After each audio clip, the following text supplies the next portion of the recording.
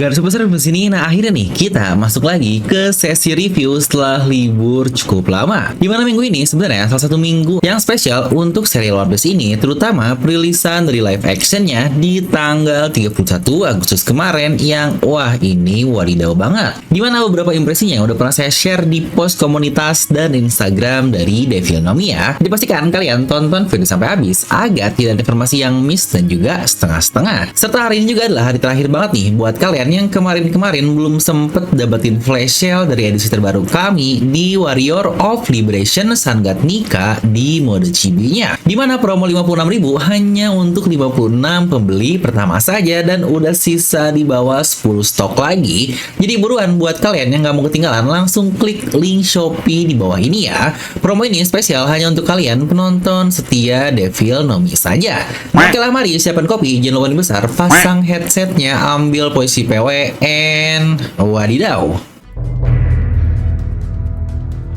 Dimana judul dari chapter 1091 ini adalah Sento Maru. Ya benar, dimana chapter lalu kita sudah mendapatkan judul untuk Admiral Kizaru dan chapter ini adalah Sento Maru. Yang apakah untuk chapter depan seseorang lain yang berperan di Sabondi Archipelago 2 tahun lalu akan menjadi judul di 1092, yaitu Bartolomeo Kuma. Yang dibilang random sih nggak random banget juga ya. Karena ingat untuk timeline-nya saat ini terdapat mini time skip lah kurang lebih lewat 1 malam dari timeline sebelumnya. Tapi masa sih baru mulai, kita langsung masuk ke teori yang santai-santai dulu lah ya. Kita akan bahas dulu untuk isi chapter di mana bagian teori analisis di sesi selanjutnya. Di mana chapter sendiri berisi color split dari bajak laut topi jerami yang sedang memakan pizza yang dibuat oleh Jinbei dan Sanji, di mana terlihat Luffy, Zoro, Nami dan Usopp memakannya di meja yang sama, di mana Brook dan Chopper di meja terpisah. Sedangkan Franky dan Tante Robin kita malah nggak kelihatan nih, yang sangat berbahaya sekali. Di mana chapter pun dimulai langsung dari penutup chapter lalu saat Mark III menyerang kapal dari angkatan laut yang bahkan terlihat para monster laut robot berhasil menghancurkan beberapa kapal yang sejujurnya ini gila banget. Di mana bukankah kapal perang angkatan laut itu butuh resource yang sangat besar sekali yang berarti sumber dayanya sangat mumpuni. Ini monster laut tersebut dapat menghancurkannya dengan sangat mudah. Yang akhirnya dua Vice Admiral pun terlihat mulai beraksi di mana Vice Admiral Dole langsung mengincar Mark III dan menendang kepalanya yang ini beres abis lah. Dimana satu Vice Admiral lagi dengan dagu yang sangat banyak sekali dia menonjok robot monster laut tersebut. Yang lucunya kalau kalian perhatikan lebih jauh lagi, ini bener-bener mirip Queen banget. Entah emang dia saudaranya karena semirip itu, mulai dari kepalanya yang cukup botak lalu juga pakaian yang bahkan sama persis, yang bahkan tangan cyborgnya pun terlihat sama persis seperti milik Queen. Yang entah apakah dia saudara atau hanya punya sejarah saja dahulu pernah dikalahkan oleh Queen, kita masih belum tahu. Atau bukankah dia ikut datang ke lokasi dari mantan rekannya yaitu Vegapunk dari match ini. Dimana di bagian Labopes, Usopp sedang melihat dari CCTV pertarungan di bagian luar pulau dan mereka pun cukup kaget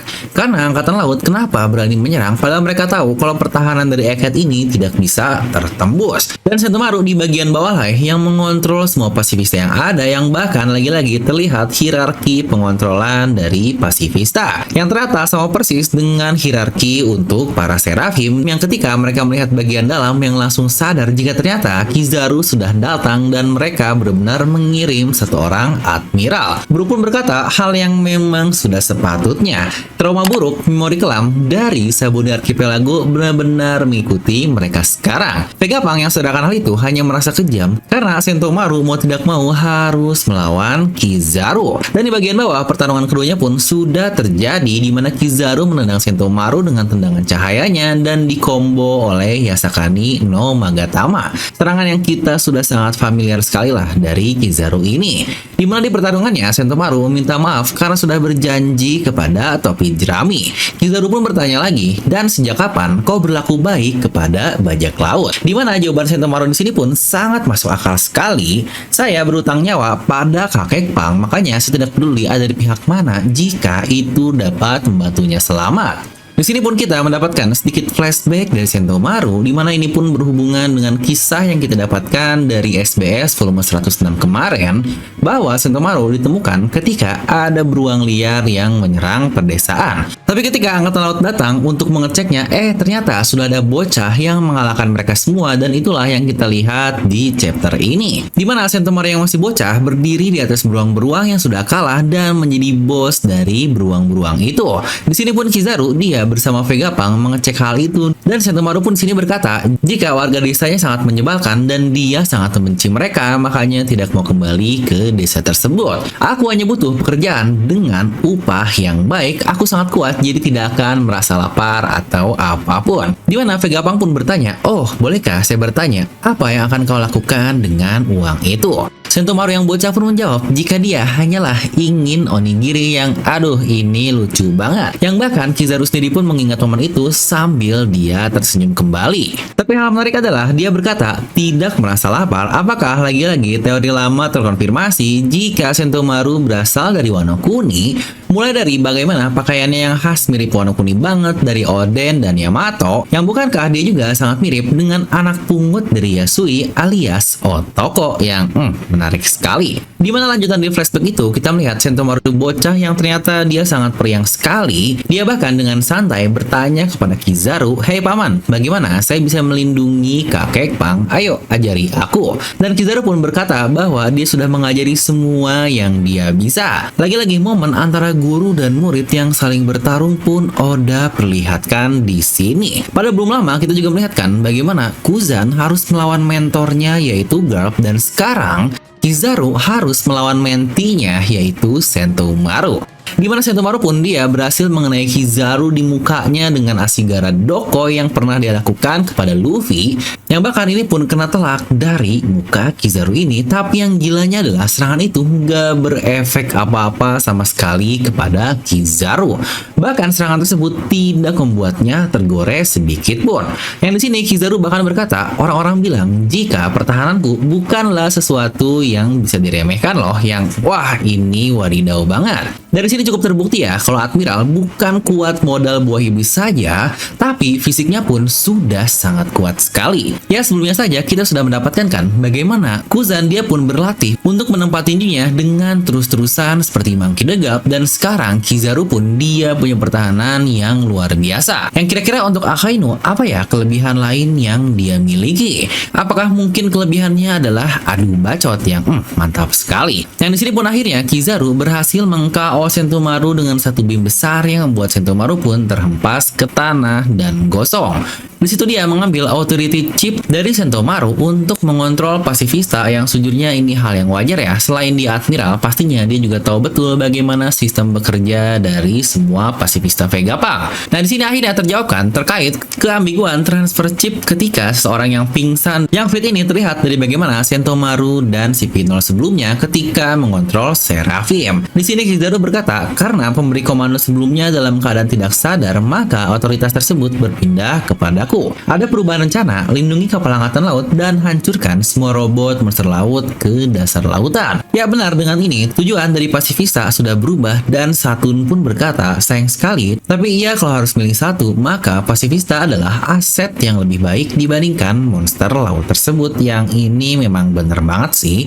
Usopp pun yang melihat dari atas dom berkata, jika Sentomaru telah dikalahkan. Vegapunk yang sadar betul akan hal itu menangis karena ya tahulah ya, hubungan di antara ketiga mereka ini sudah sangat-sangat lama sekali, yang mana ketiga Vegapunk ini masih berusaha untuk meretas password dari York tersebut, dan York sialan ini lagi-lagi dimunculkan sambil berkata, kalian tidak akan bisa meretasnya, jangan lupa aku juga adalah seorang Vegapunk. Di sini Stella pun berkata, fokus, Kizaru ini terbuat dari cahaya, dia bisa melewati barrier laser kapanpun dia mau.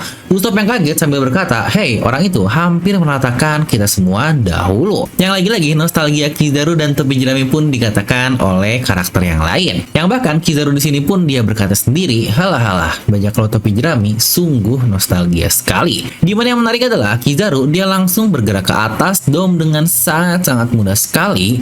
Entah ini mungkin cuma lompatan terbang biasa, atau mungkin dia bikin jalur simple yang bukan kayak Tano Kagami harus mantul-mantul, tetapi cuma jalur cahaya biasa saja. Yang tepat saat Kizaru sudah di bagian atas, dia melihat Vega Force sudah membawa Sunny, tetapi bukan dalam keadaan terbang, dia malah lari, yang ini sebenarnya cukup lucu. Terlihat Luffy dan Bonnie lagi-lagi mereka ini makan mulu. Jadi buat yang masih berteori jika itu adalah Devon, seharusnya ini memang sudah tidak mungkin ya. Yang akhirnya terdengar suara sirene, ada yang melewati barrier itu, yang tentu saja jika itu adalah Kizaru. Dan sini Kizaru pun berkata, Power Station, Pang Record, dan York.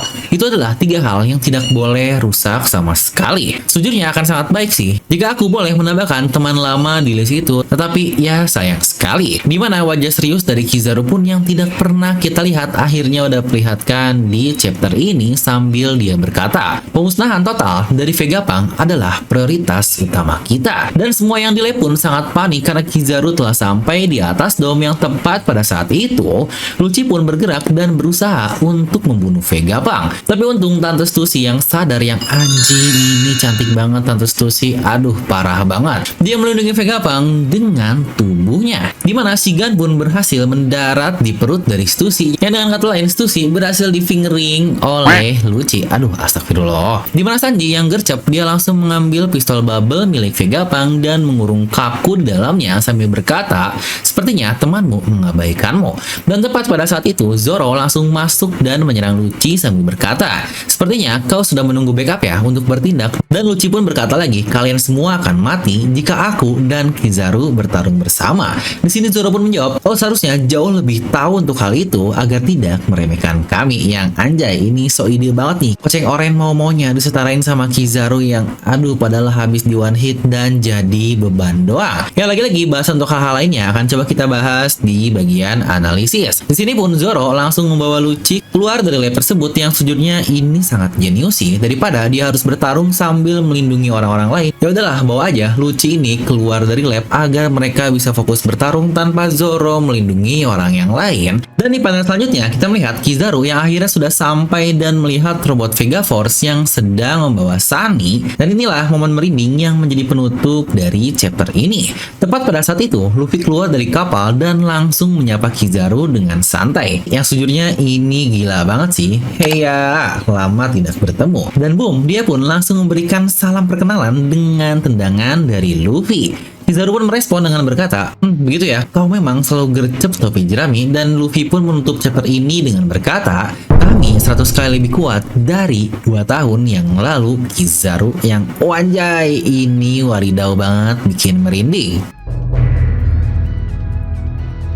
Nah, dan kita langsung masuk ke bagian analisis ya, yang menjadi kesukaan dari kalian semua.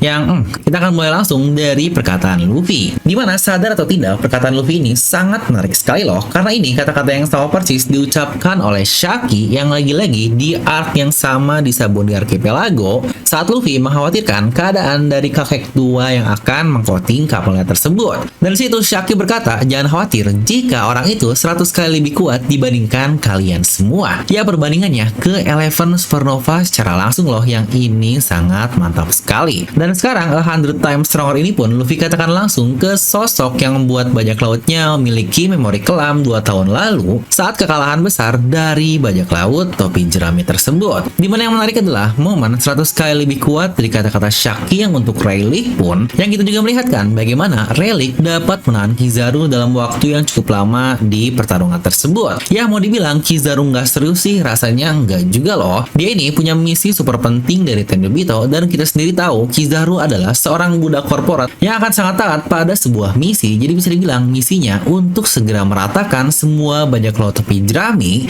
tetapi dia berhasil tertahan oleh bantuan dari sang raja kegelapan. Dan yang lebih gila lagi, saudara kalian, Rayleigh adalah satu-satunya orang yang berhasil melukai Kizaru selama 1091 chapter One Piece ini dibuat. Dimana bahkan di Marineford dia tidak terluka sedikit pun, yang bahkan diberi pukulan oleh Sentomaru di chapter ini pun tidak membuatnya tergores. Jadi lagi-lagi gelar yang dia terima terkait punya pertahanan yang terkuat itu memang bukan main-main. Dan Rayleigh dalam satu adu pedang saja dengan Ame no Murakumo-nya berhasil membuat pipi dari Kizaru ini tergores. Yang bukankah itu sangat gila sekali?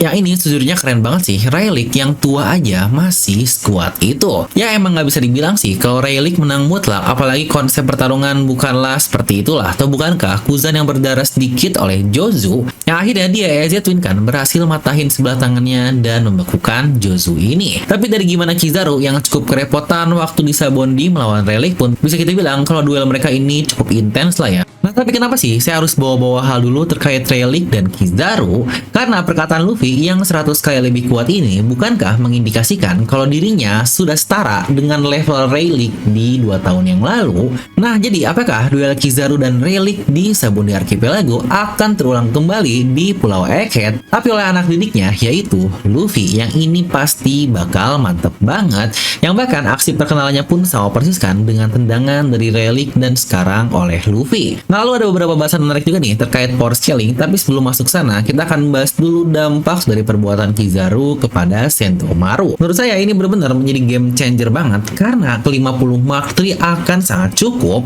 untuk menahan 100 kapal perang dari Angkatan Laut dan pasukan-pasukan yang ada. Yang bisa dibilang itu adalah pelindung terkuat yang dimiliki oleh Vegapunk dan topi jerami CS selain barier di dom tersebut. Tapi sekarang Mark III yang jadi pelindung yang malah kembali ke pihak Angkatan Laut lagi, yang ini Pulau Egghead definisi roller coaster banget untuk semua plotnya. Semuanya benar-benar berubah haluan dengan sangat cepat. Seraphim yang awalnya ngebantu tahu-tahu malah jadi ngelawan, dan Mark III pun sekarang melakukan hal yang sama. Yang bahkan jangan lupa masih ada 9 Vice Admiral loh, yang itu pun levelnya pasti bukan kacang-kacang biasa. Yang apakah 9 Vice Admiral ini akan berlawanan dengan 9 komandan topi jerami? Yang lagi-lagi rasanya menurut saya itu bukanlah match up yang cukup bagus. Yang berarti kalau gitu, apakah kita akan membutuhkan bala bantuan lain dalam misi pembebasan mereka setelah dom akan terbuka? Yang apakah Dragon dan Sabola yang akan datang, mengingat kita tidak melihat dirinya lagi di Pulau Kawabaka di chapter 1089 kemarin? Walaupun saya lebih suka opsi menarik ketika keluarga Monkey akan melawan semua admiral di generasi lama. Contoh yang pertama adalah Monkey D. Garp versus Aokiji yang ini sudah selesai.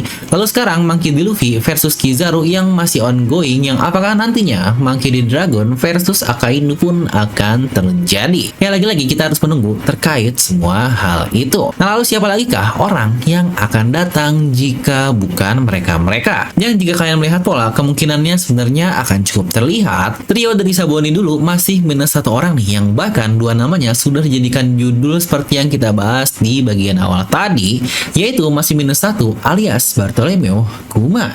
Terakhir dia terlihat kan sedang memanjat rel line dan dia pun diserang oleh Angkatan Laut, tapi lagi-lagi kita juga tahu kita mendapatkan mini time skip selama 1 malam, yang itu sebenarnya sudah sangat cukup sekali bagi Kuma untuk bergerak sangat cepat sampai ke Pulau Egghead dengan kemampuan Nikyu-Nikyunya. Yang apakah akhirnya Kuma akan sampai dan kira-kira apa yang akan dia lakukan? Yang jangan lupa juga, Bone dia sudah melihat semua memori dari ayahnya, yang apakah nanti semua memorinya akan dikembalikan oleh Vegapunk. Kuma akan menjadi seseorang yang meratakan bagian bawah Egghead, terutama dengan kemampuan buah iblis yang sangat gila tersebut. Tapi lagi-lagi ini masih teori saja, yang coba kalau menurut kalian lebih suka opsi yang mana, tuliskan pendapat kalian di kolom komentar.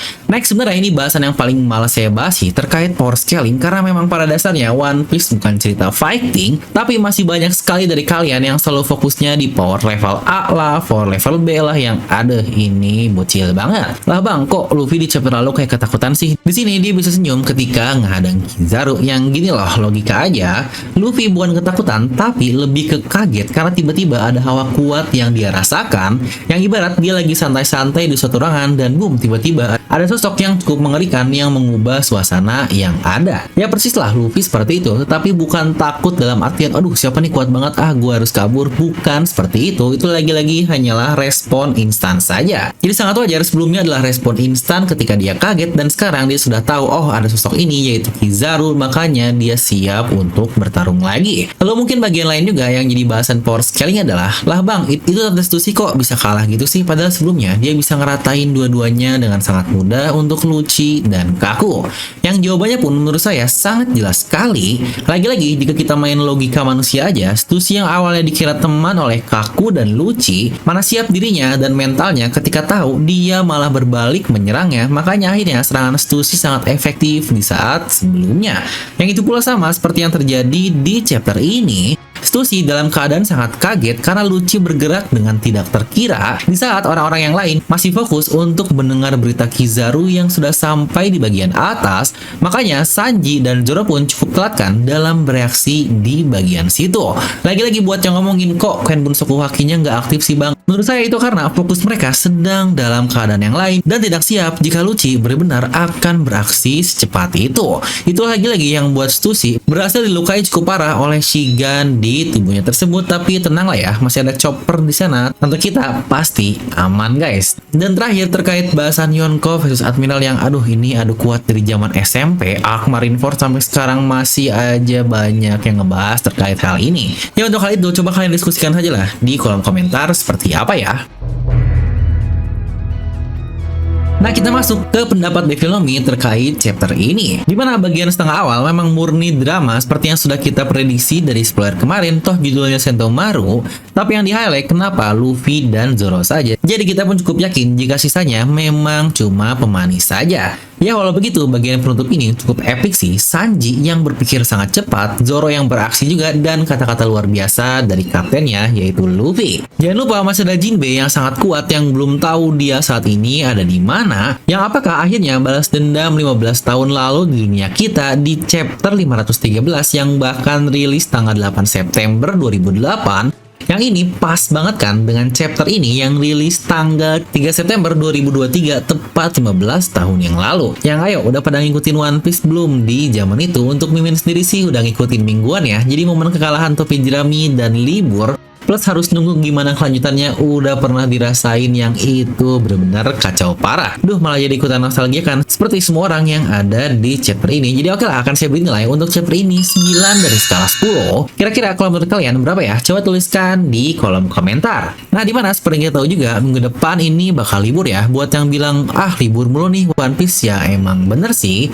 Yang bahkan Oda sendiri pun udah minta maaf sebelumnya karena dia sedang fokus dalam perilisan dari live action Netflix tersebut. Bahkan kita juga mendapatkan surat terbuka dari Oda dalam rangka perilisannya di kemarin 31 Agustus. Nah, ngomong-ngomong, saat skrip dari video review ini dibuat, dimana live action dari Netflix emang belum tayang ya, jadi belum bisa kasih komen banyak terkait isi dari live action tersebut. Dimana di beberapa tempat, bahkan di kita juga kok, di Jakarta kemarin ada perilisan official dari Netflixnya di kapal Going Merry yang diadakan di Jakarta untuk perilisan premiernya. Dan di beberapa tempat pun sudah kita bisa lihat dari Arthur yang diundang, bahkan leaker dari Spoileredon juga dia diundang untuk menonton premier tersebut, yang bahkan Oda sendiri dia hadir ke Los Angeles, yang bisa dibilang dia ini emang sedang keliling. Jadi wajar kan kenapa cukup sering libur untuk manganya. Nah, jadi itulah untuk review kali ini. Jika kalian terhibur, bisa bantu subscribe dan nyalakan bel notifikasinya ya, agar tidak tertinggal informasi mendalam seputar One Piece. Kalian juga bisa bantu sawer dan jadi donatur resmi dari channel Devilomi dengan klik super thanks atau join di membershipnya. Nah, seperti biasa, semoga kalian terhibur dengan video ini. Like aja kalian suka, dislike aja kalau suka, jangan lupa subscribe dan juga share video teman kalian.